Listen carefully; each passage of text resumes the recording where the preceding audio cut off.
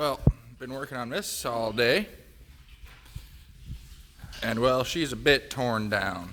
I would love to have it over at my disposal just to play with every once in a while. Yep. Here's a new motor for it.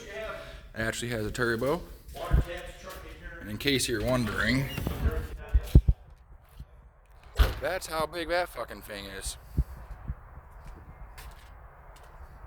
And for reference,